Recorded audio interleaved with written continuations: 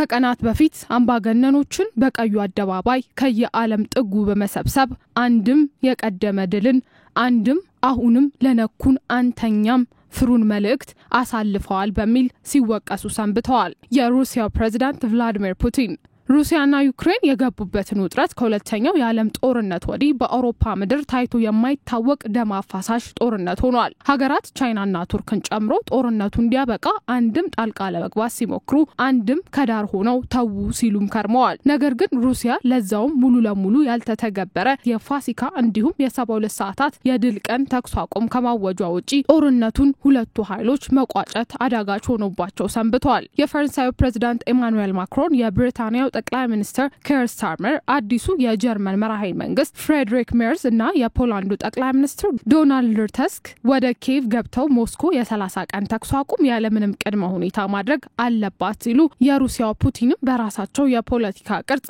ልክ ሐሙስ ግንቦት 6 2017 ከዩክሬን ጋር ያለምንም ቅድመ ሁኔታ ቀጥተኛ ንግግር ይደረጋል የሚል ጥሪ አቅርበዋል። የፑቲንን ጥሪ የዩክሬኑ ፕሬዝዳንት ቮሎዲሚር ዜሌንስኪ ይሁንታን ሲችሩት በቱርክ ኢስታንቡል ይካሄዳል ባለው ድርድር ፑቲን ፊት ለፊት መጥቶ ማውራት አለብን ብለዋል። ዜሌንስኪ ከፑቲን ጋር የቀጥታ እንነጋገር ጥሪ በኋላ በተደጋጋሚ ፑቲንን ማግኘት ትልቁ ውጥናቸው ሆኗል። በእርግጥ ሀገራቱ ይነጋገራሉ በተባለበት መድረክ ላይ በሩሲያ በኩል ማን ሊሄድ እንደሚችል የዜና እስከተጠናቀረበት ሰዓት ድረስ የተገለጸ ነገር የለም። የክሬምሊኑ ቃል አቀባይ ዲሚትሪ ፔስኮቭ ፑቲን ይሄዳሉ ወይ ተብለው ሲጠየቁ ምላሻቸው እንኳንስ ስለ ፑቲን ጉዞ ስለ ተወካዮቻቸው ስም ዝርዝር የፑቲንን ትዕዛዝ እንጠብቃለን ሆኗል። ዜሌንስኪ ግን ጦርነቱን ማስቆም ውሳኔ ማሳለፍም ሆነ በሩሲያ የሚወሰነውን እያንዳንዱ ሁነቶች የሚወስኑት ፑቲን ብቻ ናቸው።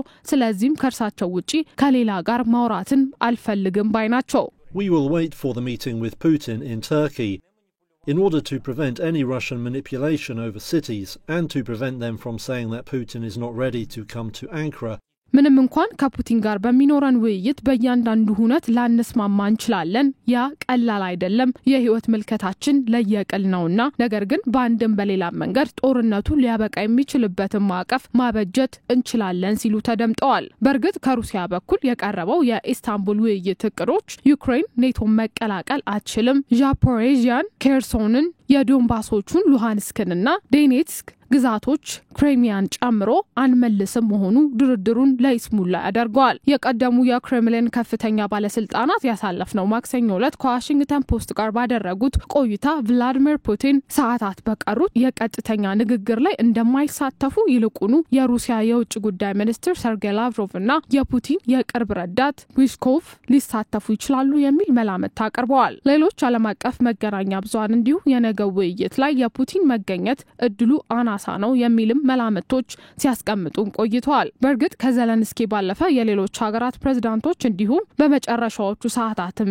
ቢሆን ለጦርነቱ ማብቃት የፑቲን መገኘት የግድ ነው በሚል ጥሪዎቻቸውን እያቀረቡ ይገኛሉ። የአሜሪካ ፕሬዝዳንት ዶናልድ ትራምፕ በኢስታንቡል ውይይት ላይ ለጦርነት መቋጨት ሲባል ሊገኙ እንደሚችሉም ፍንጭ ሰጥተዋል። እኔ ካለው ፑቲን መገኘት ይፈልጋሉም ብለዋል። ለ3 ቀናት በመካከለኛው ምስራቅ ጉብኝት ላይ የሚገኙት ዶናልድ ትራምፕ ፑቲን ወደ ኢስታንቡል ካቀኑ እኔም የማቅራት አጋጣሚው ይፈጠራል ማለታቸው ጉዳዩ ምን ያህል ቁልፍ እንደሆነም ያሳያል። ፑቲን እኔን በመመልከቱ ደስተኛ ይሆናልም ብለዋል። የቀጥታ ንግግሩ በክሬምሊን ይፋ ከተደረገ ጊዜ አንስቶ ግን አሜሪካንን ጨምሮ የአውሮፓ ሀገራት አዎንታዊ ምላሽ አሳይተዋል። የአሜሪካ ፕሬዝዳንት ዶናልድ ትራምፕ ሩቢዮንና የመካከለኛው ምስራቅ ልዩ መልእክተኛ ስቲቭ ዊትኮፍን ወደ ኢስታንቡል እንደሚልኩም ተናግረው ነበር። በእርግጥ የሩሲያና ዩክሬን ፕሬዝዳንቶች የተገናኙት በአውሮፓውያኑ ታህሳስ 2019 ማለትም ዜሌንስኪ ቃለ መሐላ በፈጸሙ ከወራት በኋላ ነበር። ከዛን ጊዜ አንስቶ መሪዎቹ ፊት ለፊት ተገናኝተው አያውቁም። በሀገራቱ መካከል የቀጥታ ንግግር የተደረገው እንዲሁ በአውሮፓውያኑ መጋቢት 2022 ሩሲያ ዩክሬንን የወረረችበት የመጀመሪያዎቹ ሳምንታት በኢስታንቡል እንደነበር ይታወሳል። አሁን ላይ በፑቲን በቀረበው የቀጥታ ንግግር ጥሪ ላይ ታዲያ ፑቲን ወደ ኢስታንቡል ካቀኑና